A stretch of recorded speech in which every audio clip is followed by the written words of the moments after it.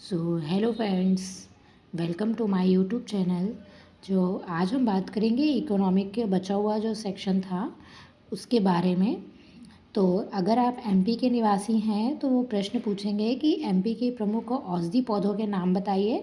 तो आप उसमें 4 औषधि पौधों के नाम बता सकते हैं। जैसे पहला सर्पगंधा है, अश्वगंधा, तीसरा है गिलोय और चौथा है शतावरी। और इन चारों पौधों के आपको बॉटेनिकल नेम भी याद रखना पड़ेगा। जैसे सर्पगंधा का राउवोल्फिया सर्पेंटाना है, सर्प से याद कर सकते हैं आप सर्पेंटाना। और अश्वगंधा जो है इसका नाम है विथानिया सोमनीफेरम। जो गिलोय है इसका नाम है टेनोस्पोरा कार्डिफोलिया। और नेक्स्ट है शतावरी, इसका नाम है एस्परेगस रेसिमोसस, जो वुमेन हेल्थ में बहुत ज़्यादा इंपॉर्टेंट होती है। फिर है कि अगर आप मध्य प्रदेश के निवासी हैं तो यहाँ टिम्बर यील्डिंग प्लांट कौन कौन से मिलेंगे आपको।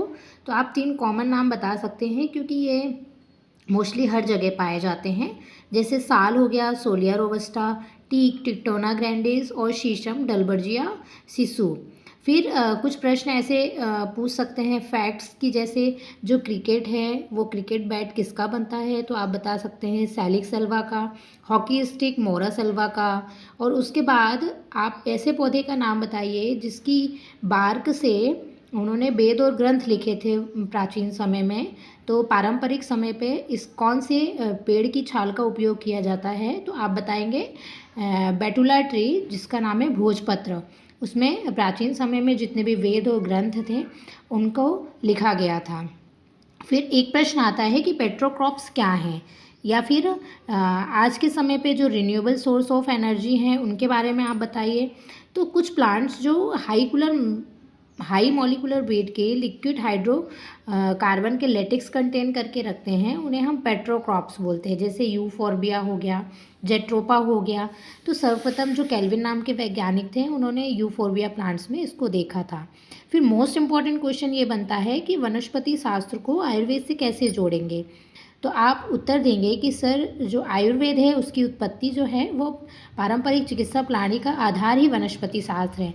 जैसे प्राचीन समय में जो चरक संहिता लिखा गया था उसमें त्रिदोष सिद्धांत, वात पित्त और कफ को औषधि स्रोत भी वनस्पति का आधार था। वहीं चरक संहिता में जो फार्मेकोग्नोसी था, जिसके माध्यम से हम पौधों से ड्रग को ऑब्टेन करते हैं, उनके हिस्ट्री आइडेंटिफिकेशन ये सारी चीज़ें करते हैं, वो उनका जो आधारशिला था वो भी वनस्पति शास्त्र विषय ही था। अगला प्रश्न भारतीय ज्ञान परंपरा में है। बहुत ही इंपॉर्टेंट प्रश्न है कि आप भारतीय ज्ञान परंपरा में वनस्पति शास्त्र का महत्व बताइए।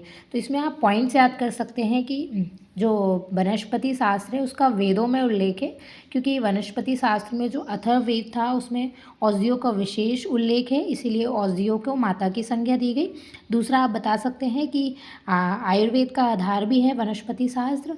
जैसे भारत सरकार द्वारा स्थापित एक मंत्रालय है जिसका नाम है आयुष, जिसमें ए से हम आयुर्वेदा, वाई से योगा एंड न्यूरोपैथी, यू से यूनानी, एस से सिद्धा और एस से होम्योपैथी, जो पारंपरिक चिकित्सा पद्धति का संरक्षण, संवर्धन और शोध को बढ़ावा देती है। इन पॉइंट्स को आप ज़्यादा अच्छे से याद करेंगे कि जो आयुष मंत्रालय है उसका मेन उद्देश्य क्या है। उसका उद्देश्य पारंपरिक चिकित्सा पद्धति का संरक्षण, संवर्धन, शोध को बढ़ावा देना। तीसरा, आप भारतीय ज्ञान परंपरा से वनस्पति शास्त्र को आर्थिक महत्व से जोड़ सकते हैं। तो उसमें आर्थिक महत्व में क्या होगा कि हर्बल उद्योग को बढ़ावा मिलेगा, ग्रामीण आजीविका और जो जनजातीय क्षेत्र में मिलने वाली औषधियाँ हैं उसके प्रति लोगों में जागरूकता बढ़ेगी। तो इस प्रकार से भारतीय ग्राम परंपरा में वृक्षों को देवतुल्य माना गया है। जैसे पीपल हो गया, बट हो गया, तुलसी हो गया। अच्छा, पीपल का नाम है फाइकस रिलीजियोसा और बट का नाम है फाइकस बेंगलेंसिस और तुलसी का नाम आपको पता होगा ओसिमम सैंक्टम। ये कंजर्वेशन एथिक्स का एक सांस्कृतिक रूप है। तो इसीलिए वनस्पति शास्त्र जो है वो भारतीय ज्ञान परंपरा में जीवन दर्शन का अंग रहा है। चरक संहिता से लेकर आयुष मंत्रालय तक औषधि पौधों की परंपरा और भारत की वैज्ञानिक एवं सांस्कृतिक विरासत को दर्शाती है। तो अब इकोनॉमिक बॉटनी का आप महत्व बताइए। तो इकोनॉमिक बॉटनी का सबसे महत्वपूर्ण जो उपयोग है, महत्व है, वो सस्टेनेबल डेवलपमेंट और पर्यावरण संरक्षण में है। जैसे सस्टेनेबल डेवलपमेंट में हम जो मनुष्य के लिए उपयोगी पौधे हैं उनका अध्ययन करेंगे, जो खाद्य सामग्री है, औषधियाँ हैं, रेशे हैं, मसाले हैं और वहीं औद्योगिक पौधों का अध्ययन भी हम कर सकते हैं। जैसे कृषि उद्योग में औषधि निर्माण में महत्वपूर्ण भूमिका है, जिससे पर्यावरण संतुलन और आर्थिक विकास दोनों संभव है। सो गाइस, आज हमने इकोनॉमिक बॉटनी से जो महत्वपूर्ण टॉपिक थे और इकोनॉमिक बॉटनी को भारतीय ज्ञान परंपरा से भी जोड़ा है।